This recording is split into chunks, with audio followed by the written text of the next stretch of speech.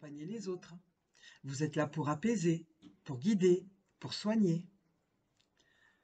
Mais dites-moi, qui prend soin de ce que vous portez, vous? Parce que derrière votre pratique, ou ce que vous apportez aux autres, il y a parfois des peurs silencieuses, des doutes persistants, parfois même cette fatigue qui s'installe après vos séances et que personne ne voit. Peut-être que vous sentez ce poids quand il s'agit d'oser vous montrer davantage, de parler de vos soins, ou simplement de poser vos tarifs avec justesse. Et pourtant, au fond, vous savez que vous avez tellement plus à offrir. Mais quelque chose vous retient.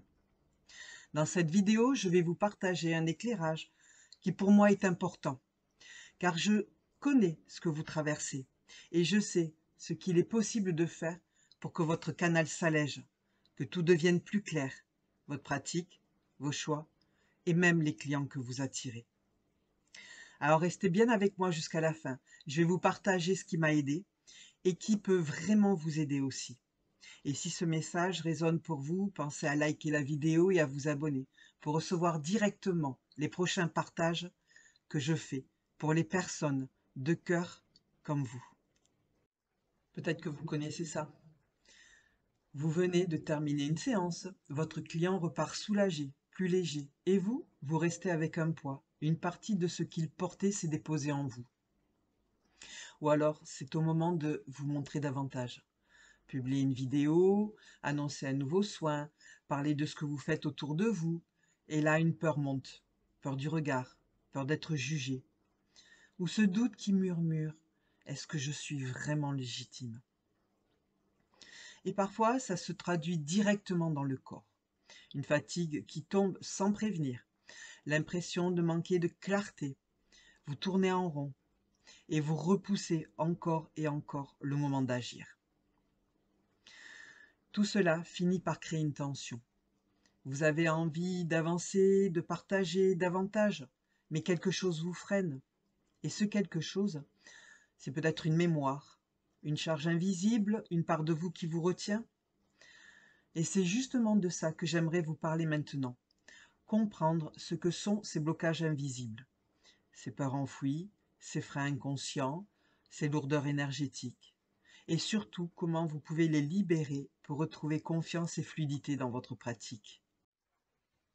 Ces blocages invisibles ne viennent pas de nulle part. Ils sont parfois le reflet de vos propres mémoires, de vos expériences passées, ou même de ce que vous captez inconsciemment chez les autres. Et si vous êtes thérapeute, énergéticienne, praticienne mieux-être, vous savez à quel point on peut absorber sans même s'en rendre compte.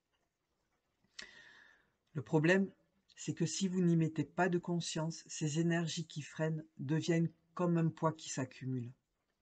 Au début, ça ressemble à un petit inconfort. Mais avec le temps, ça devient une véritable charge émotionnelle cachée. Vous vous sentez lourde, votre taux d'énergie baisse, ça brouille votre clarté et ça finit par limiter votre pratique. Et j'aimerais vraiment que vous entendiez ceci, ce n'est pas une fatalité. Ces peurs, ces doutes, cette fatigue, ce manque de confiance, tout cela ne veut pas dire que vous n'êtes pas légitime ou pas à la hauteur. Non. Ce sont des signaux silencieux qui montrent qu'il est temps de mettre en lumière ce qui agit en arrière-plan dans l'inconscience et de libérer ce qui vous freine pour retrouver un espace plus clair et plus fluide en vous. Ce que je constate très souvent chez les thérapeutes que j'accompagne, c'est qu'ils ont tous des outils, et vous en avez sûrement aussi. La respiration, l'ancrage, la méditation, les auto-soins énergétiques, l'alignement du cœur. Ces pratiques, vous les transmettez à vos clients. Mais combien de fois vous oubliez de les utiliser pour vous-même? Vous conseillez à vos clients de respirer, de se poser, de prendre du recul. Et vous, combien de fois continuez-vous à avancer sans le faire? Vous rappelez à vos clients de s'ancrer, de se protéger. Et vous, combien de fois vous laissez passer parce qu'il faut enchaîner les rendez-vous? Et c'est là que les blocages invisibles s'installent. Ces freins inconscients, ces lourdeurs énergétiques. Ils s'accrochent quand vous donnez, quand vous prenez, mais que vous vous oubliez. Et c'est exactement là que les lectures dans les annales akashiques deviennent un soutien précieux. Ils vont chercher à la racine de ces blocages qui, sans que vous le réalisiez, ajoutent encore plus de charge dans votre quotidien. Est-ce une peur ancienne, un doute lié à une mémoire, une blessure cristallisée qui n'a jamais été apaisée? Dans bien des cas, cela remonte à d'autres expériences, à d'autres vies, où vous avez traversé des situations qui continuent d'influencer votre présent. Et la force de ce travail, c'est qu'il agit en deux temps. La libération, mettre en lumière et relâcher ce qui vous freine, comme la peur d'être jugé, la peur de l'échec, ce sentiment d'imposture, et la réactivation. Chaque fois que vous libérez un poids, vous retrouvez un espace libre. Et cet espace permet à vos ressources naturelles de remonter, comme la confiance en vous, la clarté dans vos choix, l'envie d'oser vous montrer. Et surtout, votre capacité à attirer ce qui vous correspond, des clients, des opportunités, des expériences alignées. Ce double mouvement, libérer ce qui freine et réactiver ce qui sommeille, transforme profondément votre pratique. Vous n'êtes plus dans la lutte, ni dans l'épuisement. Vous retrouvez cette fluidité où vos soins reflètent pleinement qui vous êtes. Imaginez ce que ce serait de terminer une séance en vous sentant légère, alignée et non pas vidée. Imaginez ce que ce serait de parler de votre pratique avec confiance, sans cette petite voix du doute qui vous freine. Et si vous êtes vous-même thérapeute ou accompagnant dans le mieux-être, vos clients le sentent. Ils viennent à vous parce qu'ils perçoivent cette justesse et cette solidité intérieure. Ce que j'observe souvent chez les thérapeutes et les praticiens que j'accompagne, c'est qu'ils utilisent des outils incroyables avec leurs clients, mais qu'ils oublient de les utiliser pour eux-mêmes.